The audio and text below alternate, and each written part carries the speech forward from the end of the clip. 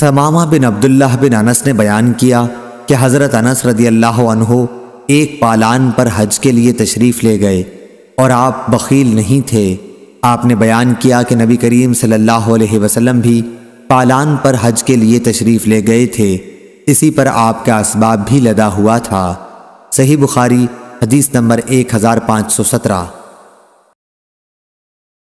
قاسم بن محمد نے بیان کیا اور ان سے عائشہ رضی اللہ عنہا نے کہ انہوں نے کہا، یا رسول اللہ، آپ لوگوں نے تو عمرہ کر لیا لیکن میں نہ کر سکی، اس لیے حضور صلی اللہ علیہ وسلم نے فرمایا، عبد الرحمن اپنی بہن کو لے جا اور انہیں تنعیم سے عمرہ کرا لا۔ چنانچہ انہوں نے عائشہ رضی اللہ عنہا کو اپنے اونٹ کے پیچھے بٹھایا اور عائشہ رضی اللہ عنہا نے عمرہ ادا کیا۔ صحیح بخاری حدیث نمبر 1518۔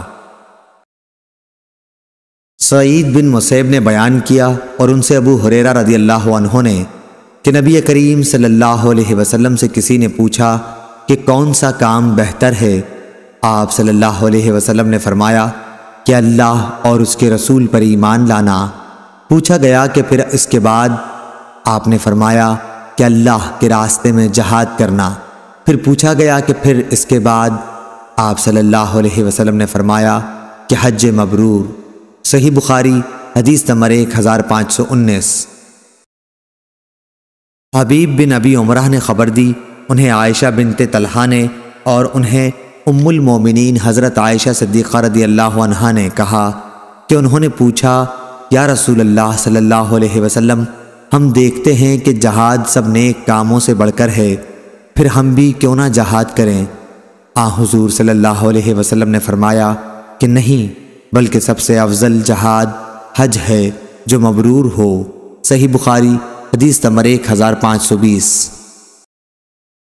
سیار ابو الحکم نے بیان کیا، کہا کہ میں نے ابو حزم سے سنا، انہوں نے بیان کیا میں نے ابو ہریرہ رضی اللہ عنہ سے سنا اور انہوں نے نبی کریم صلی اللہ علیہ وسلم سے سنا۔ آپ نے فرمایا، جس شخص نے اللہ کے لیے اس شان کے ساتھ حج کیا کہ نہ کوئی فحش بات ہوئی اور نہ کوئی گناہ، تو وہ اس دن کی طرح واپس ہوگا جیسے اس کی ماں نے اسے جنا تھا۔ صحیح بخاری حدیث نمبر 1521۔ زید بن جبیر نے بیان کیا کہ وہ عبداللہ بن عمر رضی اللہ عنہ کی قیام گاہ پر حاضر ہوئے، وہاں قنات کے ساتھ شامیانہ لگا ہوا تھا۔ زید بن جبیر نے کہا کہ میں نے پوچھا کہ کس جگہ سے عمرے کا احرام باندھنا چاہیے؟ عبداللہ رضی اللہ عنہ نے جواب دیا کہ رسول اللہ صلی اللہ علیہ وسلم نے نجد والوں کے لیے قرن، مدینہ والوں کے لیے ذوالحلیفہ اور شام والوں کے لیے جحفہ مقرر کیا ہے۔ صحیح بخاری حدیث نمبر 1522۔ اکرمہ نے بیان کیا اور ان سے حضرت عبداللہ بن عباس رضی اللہ عنہ نے بیان کیا کہ یمن کے لوگ راستے کا خرچ ساتھ لائے بغیر حج کے لیے آ جاتے تھے، کہتے تو یہ تھے کہ ہم توکل کرتے ہیں، لیکن جب مکہ آتے تو لوگوں سے مانگنے لگتے۔ اس پر اللہ تعالیٰ نے یہ آیت نازل فرمائی، اور توشہ لے لیا کرو کہ سب سے بہتر توشہ تو تقوی ہی ہے۔ اس کو ابن عینہ نے عمروں سے بواسطہ اکرمہ مرسلن نقل کیا ہے۔ صحیح بخاری حدیث نمبر 1523۔ موسیٰ بن اسماعیل نے بیان کیا، کہا کہ ہم سے وہیب نے بیان کیا، کہا کہ ہم سے عبداللہ بن طاؤس نے بیان کیا، ان سے ان کے باپ نے اور ان سے ابن عباس رضی اللہ عنہ نے کہ نبی کریم صلی اللہ علیہ وسلم نے مدینہ والوں کے احرام کے لیے ذوالحلیفہ، شام والوں کے لیے جحفہ، نجد والوں کے لیے قرن، منازل، یمن والوں کے لیے یلملم متعین کیا۔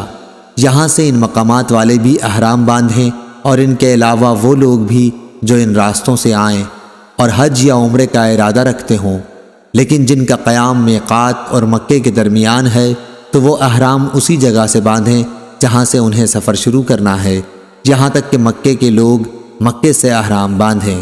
صحیح بخاری حدیث نمبر 1524۔